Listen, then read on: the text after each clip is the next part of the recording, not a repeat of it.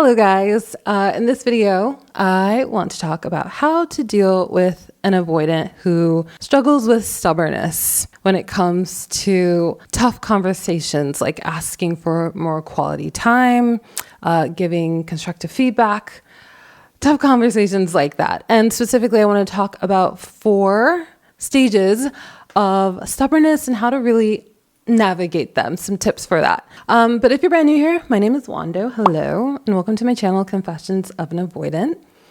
So yeah, tough conversations with an avoidant people. Sometimes it can be quite tricky, right? Sometimes some of us can have these gut reactions happening subconsciously where we feel like we're being attacked or shamed, or like we're being criticized, like we're doing something wrong. We can take it that way, and that can result in some stubbornness. This is something I struggle with. Funny story. Recently, I've been dating somebody, and I was just doing my laundry in front of this person, and he was explaining to me how I could put hand towels on a better setting on the washing machine. And guys, I got so defensive. Like, I took it so badly. Like, you would think someone had accused me of murder.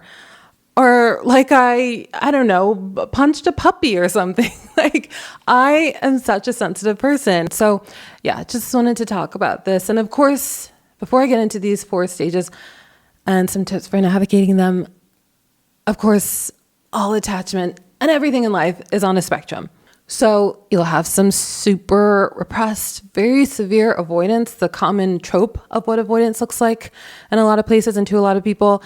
And if you try to have tough conversations with them, you can feel like your entire dynamic with them is just constant walking on eggshells. You have avoidance like myself, who can be quite stubborn. It's not one of our best traits, just like every person on the planet contains traits that aren't their best.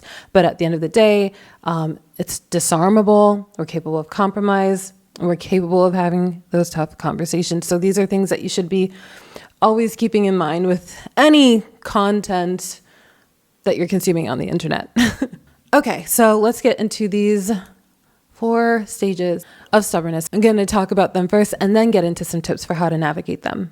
So stage 1 is the triggered phase. This is when you start the conversation of asking for something that you want. Maybe you're advocating yourself. Maybe you're just giving them some feedback about something or having a conversation of something else. And that really triggers this stubborn feeling, this resistance to hearing you out, maybe even hearing objectively what is being said.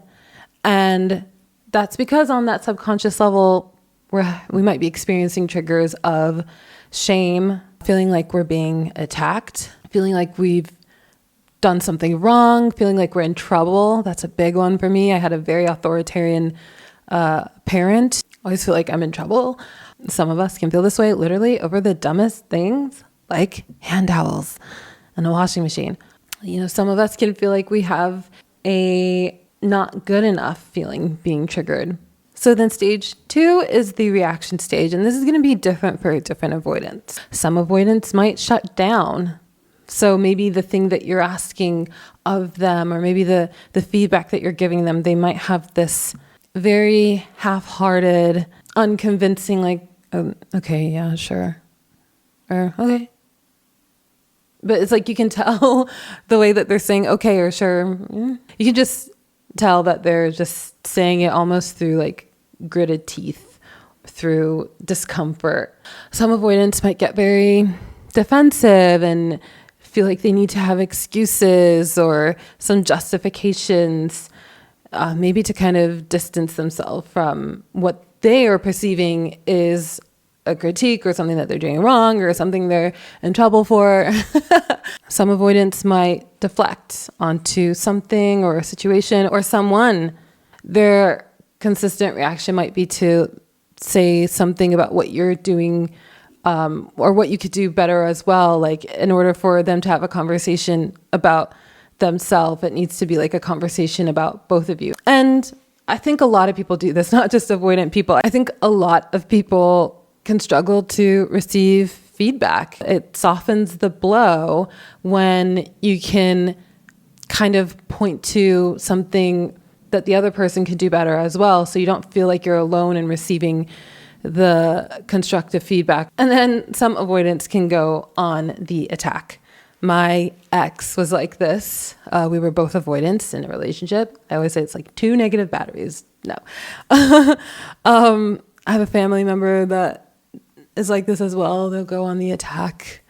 I'll come back to this later. So the third stage of stubbornness is the cool down period, where we realize, okay, I'm not being attacked. Okay, it's not the end of the world. Okay, someone didn't just accuse me of murdering someone. And this is where we kind of relax and just hear the feedback or the opinion, or hear the question, and can hear it maybe more logically without all of that, stored trauma, stubborn response on top of it. And of course, the cool down period, it's going to be different for different people. And it's also going to be dependent on the two people's reactions to the other party in the hard conversation. So if there were insults thrown at each other, and it's like, you did this, and why are you asking me this? You're like this. That's why I'm doing this. And it gets into all of that tit for tat during the reaction phase, then, that could slow down the cool down period too. And then the fourth stage of the stubbornness after the cool down stage is the compromise and collaborate phase. ... or not.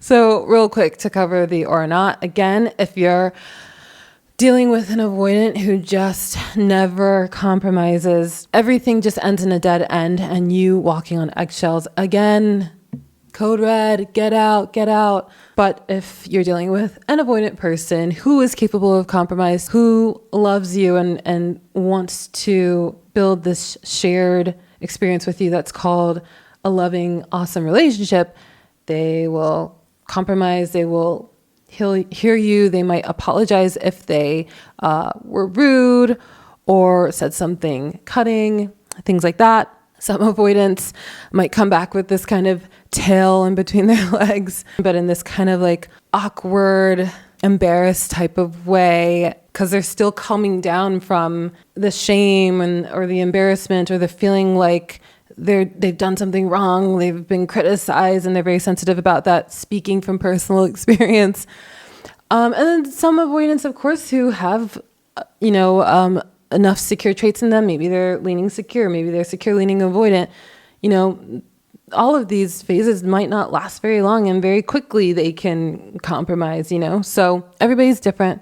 Everything in life is on a spectrum. Okay, so now that we've established these 4 stages of stubbornness with an avoidant person, let's talk about some ways to navigate this. So the first thing that you can do is, for the stage 1 of knowing that a conversation alone can trigger the person, is just anticipate that and just mentally prepare for that. Prepare to stay calm. Prepare for the fact that you're going to probably maybe experience some discomfort if you're dealing with an avoidant person who gets very stubborn. This is something I'm learning in my life right now, which is that people pleasing, I'm not the biggest people pleaser, but in certain situations in my life, I'm a people pleaser, and I do it by avoiding. I'm like, well, if I just don't have this conversation, or I don't broach this topic, or I don't express my need here because I'd rather avoid it, then I'm prioritizing someone else not feeling uncomfortable over my own discomfort. And I think for people pleasers or anyone who's scared of having tough conversations in anywhere in your life, it's very important to get more comfortable with the discomfort that you will feel so that you get better at speaking your truth and having your needs met in every department of your life. Tip number 2 for the reaction stage. I have a few tips for this stage. So one is to try your best to stay calm and keep your thesis statement at this logical, easily digestible, non-vague request or feedback or comment. Be short and sweet in a way that they can't catastrophize it into something bigger, because it's so clear and logical what you're saying, and you're also just being supportive. You have to remember, with an avoidant person, they're not like you if you're not avoidant and you're watching this. So in your mind, you might be thinking, oh man, I want to spend more time with this person, and like, why aren't they spending more time with me? And that might come out when you're talking to them as, why don't you spend more time with me? Like, why aren't you available? I feel like you're like pushing me away and stuff like that. And in their mind, they don't know that that's how you feel. They don't know that that's your experience. And in their mind, they might receive more as this big, huge thing, like spending time with you every single day or something. So that's why it's helpful to, again, stay calm and keep it this kind of easy to like understand non-vague thing, almost like exposure therapy. Like, so instead of saying more, I want you to spend more time, you could say something more like, I know we're both free on Thursdays, so it'd be nice if we could see each other on Thursdays more because that's the day that you don't have band practice or something. Just like keep it very logical. And another tip, to go back to the guy that I've been dating. He's very good at this with me when asking for more time.